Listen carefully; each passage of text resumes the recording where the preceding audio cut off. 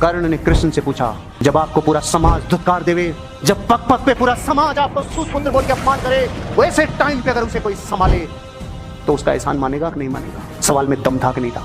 लेकिन जिससे वो पूछ रहा था वो लेवल 5 पे नहीं, वो लेवल 50 पे था। राधे, आपको आपके सामर्थ्य को कुचला समाज ने गलत, आपका समाज ने अपमान किया, ये भी गलत, ये सब गलत हुआ। लेकिन आपसे इतिहास की सबसे बड़ी भूल हो गई। क्या? जब आपको यह पता था कि मैं इस आर्यवर्त के सबसे सामर्थ्यवान लोगों में से हूं, तो आपने अपने सामर्थ्य को गिरवी रखते टाइम ये क्यों नहीं विचार किया कि मैं गिरवी किसे रख रहा हूं? क्या दुर्योधन ने सारे आर्यवर्त के समस्त सूत पुत्रों के कल्याण के लिए कुछ किया? राधे की आंखें खुल गई।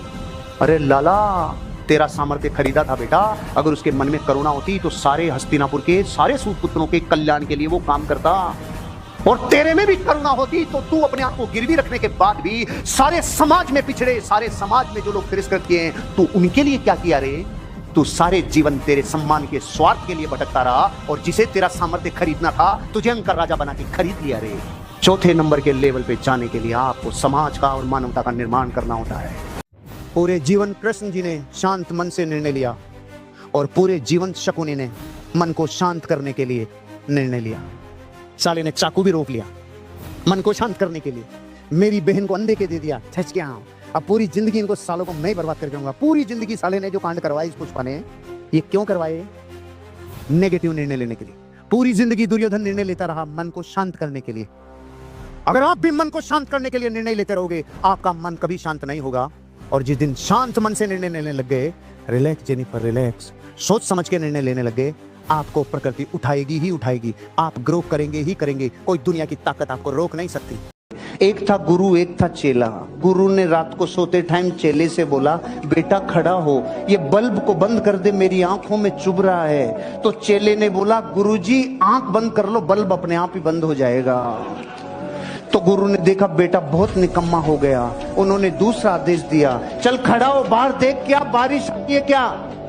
तो चेले ने बोला, गुरुजी बाहर से बिल्ली आई है, हाथ फेर के देख लो, गीली है तो बारिश, सूखी है तो बारिश नहीं है। गुरुजी का दिमाग खराब हो गया, कितना निकम्मापना इसमें आ गया, कितनी अक्रेशिया इसमें आ गई। लास्ट में गुरुजी ने बोला, चल खड़ा हो, दरवाजा बंद कर, हवा आ रही है। तो चेले ने बोला, गुरुजी 2 काम मैंने कर दिए, एक आप भी कर दो। और आप ये सोच के खुश हो रहे हो कि ये स्टोरी उस चेले की है।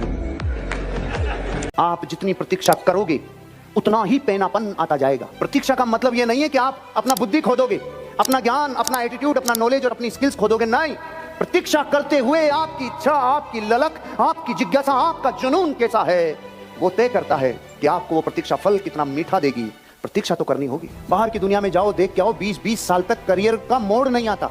20-20 बरस तक काम लोग करते हैं भाई, उसके बाद भी मोड़ ही नहीं आता, कोई हवा ही नहीं लगती कि कुछ होगा।